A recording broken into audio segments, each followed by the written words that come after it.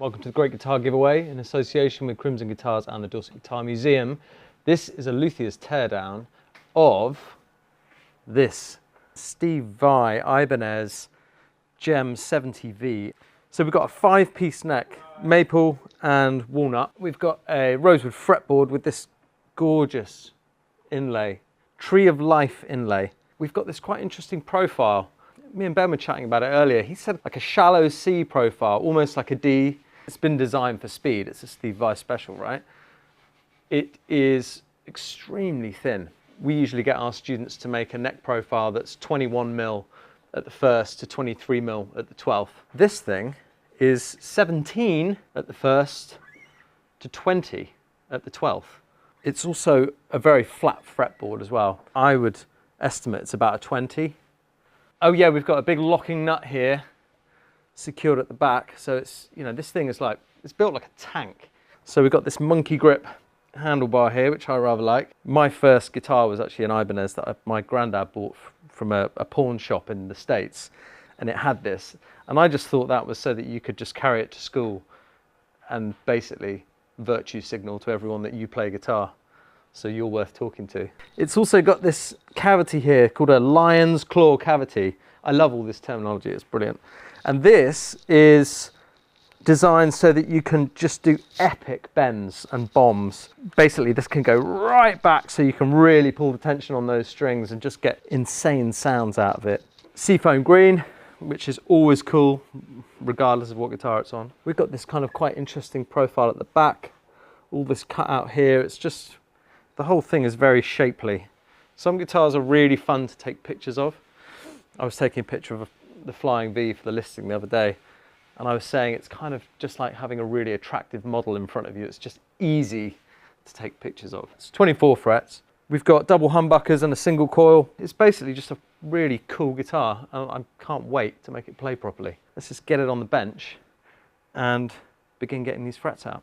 Okay, so I've just measured these frets, and they're the lowest frets I've ever seen in my whole life. They are 0.45mm high, which is just high. They're 0.45mm low, more like. They're completely flat. We need to talk about intonation.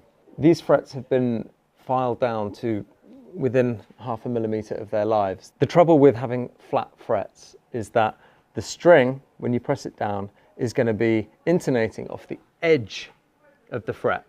If they're intonating off the edge of the fret, which is nearly 3 millimeters wide, you're going to be out of tune with all of your open chords. You need the string to be hitting the middle of each fret. So we're going to solve that, and we're going to make this a nice neck to play. Fast, comfortable, and perfectly intonated. This is Jessica nickel 0.11 by 0.057, which is a match for what's currently on there. So I think we're ready to de-string, get the neck off, get ourselves set up to get these frets out of here.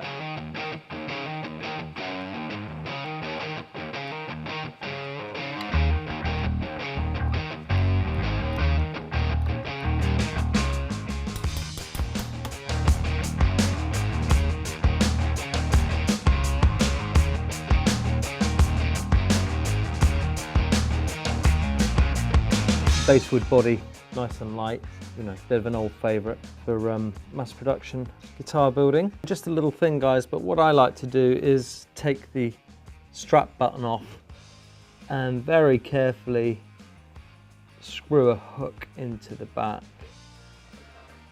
I can then hang this body up out of the way and just not be worried about it. You obviously can do a refret with the machine heads in. I prefer to take them out just because there's less scope for damaging components. It's a relatively lengthy, dusty kind of a process, and I just don't want to harm your guitar. I've got 12.75 here, 25.5 Fender scale length. Just in the process of taking things apart, just noticing little details here and there. I really like this walnut veneer underneath the quite chunky headstock veneer. That's very nice. The soldering iron is plugged in and heating up. We use the soldering iron to heat the frets for two reasons. Reason one, if there's any glue in there, it melts the glue. Reason two, the heat conducts into the timber, into the fretboard, and it relaxes all the fibers and makes the wood less brittle, so that when we pull that fret out, the barbs don't splinter the timber as much as they might. So I'm applying heat just to the end of the fret at the minute, because that's where I'm going to start. And I can see some bubbling happening. So now I'm just going to pull up. Yeah, it's moving. There. So that has now popped out, and I can now I think I'll just heat the middle, which should radiate out in either direction. And then what I'm going to do is just run along with my fret pulls, just gently teasing it out. I don't want to heat these too much, because you can end up burning the wood, which I don't want to do. There we go, look. And now I'm just going to work along. Sorry if my hand's in the way, but there. These frets have obviously been CNC'd. I know that because they haven't come out of the edges, and the only way to do that is with a CNC router. So that means when we cut our new frets in, we will be removing the fret tang. I'm heating the end of the fret, and then I'm gonna, you hear that pop? That was me going under the fret, and so now I can just work my way carefully along, and it is as straightforward as that. One little heat right at the end, because the ends are delicate. Not so much in this, because they've actually left a good couple of mil of timber. Okay, that's the last fret removed. And I'm going to clean this fretboard up with a medium fret rubber, get any gunk off, and then we're going to clean the fret slots themselves and check them for depth.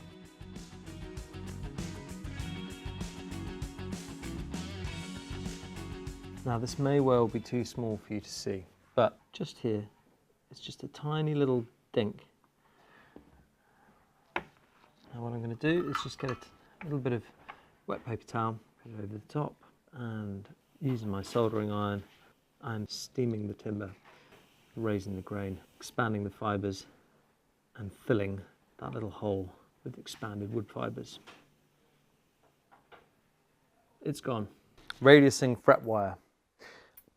Unfortunately, I don't actually have to do it on this, so I can't show you, but we have this little machine, which so this roller moves up and down, and the fret wire goes in here. The tang sits in a little groove there, and what happens is you pull it, and it runs against these little wheels here, and depending on how far up this wheel is, that will change the radius of the fret wire. Our fret wire is already radiused to a 12. Now this is 14 to 20, but I want my fret wire over radiused. I want the tang of the fret wire, which is the bit that goes into the fret slot itself, to be touching on the sides of the fretboard, but I want a small space underneath, so it's essentially over radiused. The reason for this is that we definitely want it that way rather than the other way around, put it that way. We want the ends to be knocked in, and then the middle will follow. But when we knock the middle in, if it's over radius, then the ends aren't going to spring out, which is what will happen if you try and get it too exact to the radius. You'll bang the middle and the ends will boink, pop out. We don't want that. I'm going to cut about 3 mil over either side, and then I'm going to go through with my fret tang nips, which are these handy little devices here, and I'm going to take off the tang of the fret wire, which again, if you're not already aware, here's my fret wire, here's my tang. My tang is what goes into the slot, but I need to snip that off because at each end there needs to be no tang, because we have invisible fret ends. It'll all make sense in a minute once you see it. Get a bit of masking tape and simply lay it over your frets. That way They're all in order. Now watch them fall off. Ooh. Okay, great. Pleasing. I'll try and do this so you can see what I'm doing. But essentially, the fret goes in this way. And then we're going to do it incrementally. It'll save your fret tan nips if you just do it.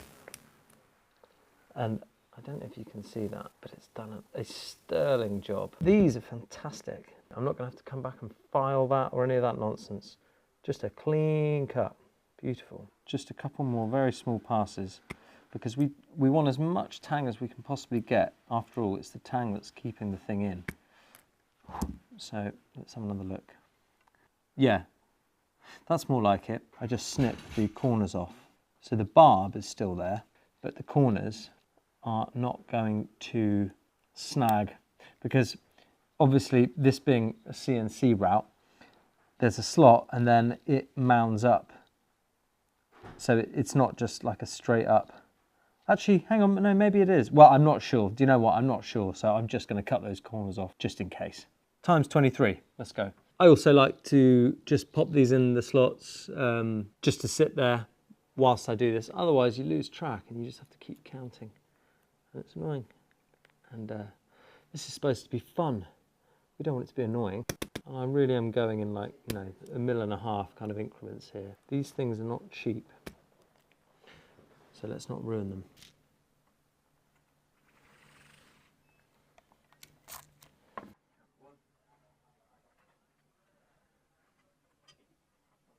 Okay everybody, we're back after a weekend. I have all of my frets tanged and I have my press set up. I've got my glue. I'm going to be using PVA.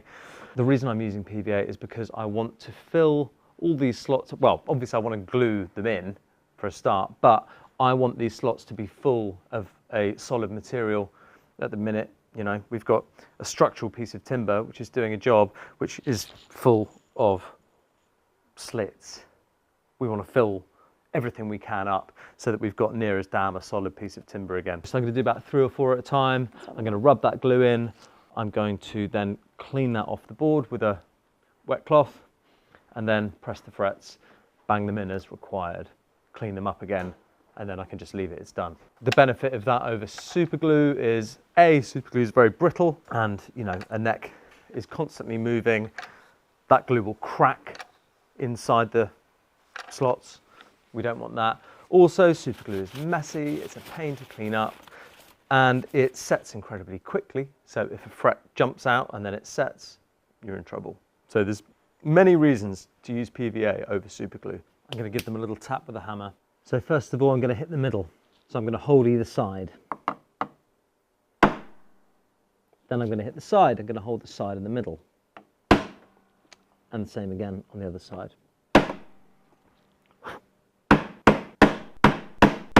So having put the first 5 frets in, I'm a little unhappy with the fact that my fret slots have been widened by pulling out the old frets. They're not, you know, they're not your kind of 0.5, 0.6 slots that you get from a fresh cut.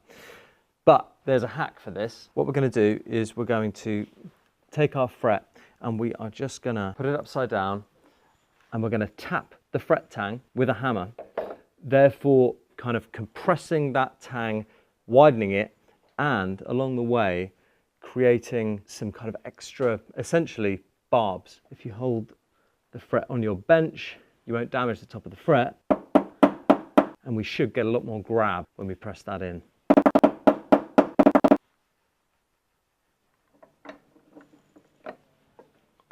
Perfect.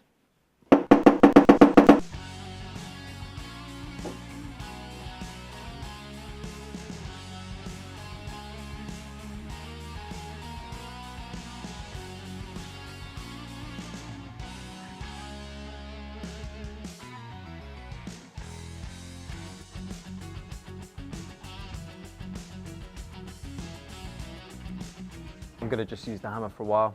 It's how I feel more comfortable working, and that's quite important. To do what you feel is right. Frets are in. Time to snip the ends. I'm now going to introduce my bevel using the fret end file.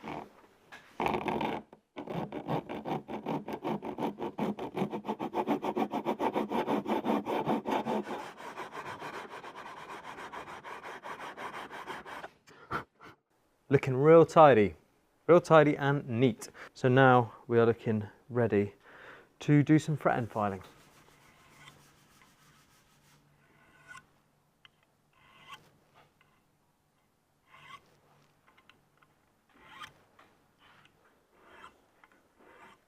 Okay, so we're now at the stage where we're just doing a standard level crown polish. So first thing we do, straighten the neck, always.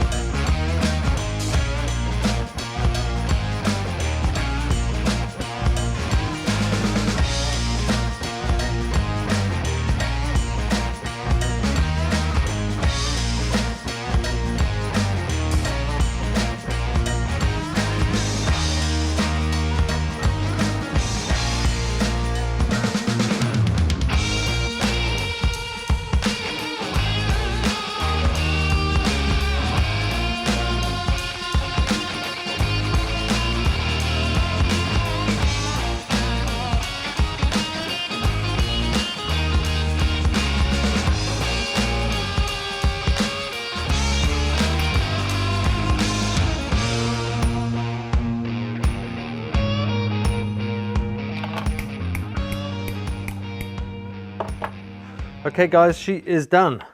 This Steve Vai Jem is complete with brand new frets. So I think we might have gained ourselves, I don't know, I'm thinking 0.7 of a mil, which is pretty useful under your fingers. It's looking gorgeous, it's a great guitar, but I tell you what, I am not the man to demo this. So look, get yourselves to the Great Guitar giveaway, get yourself a chance of having this thing delivered to your door, and I'll see you next time. Cheerio.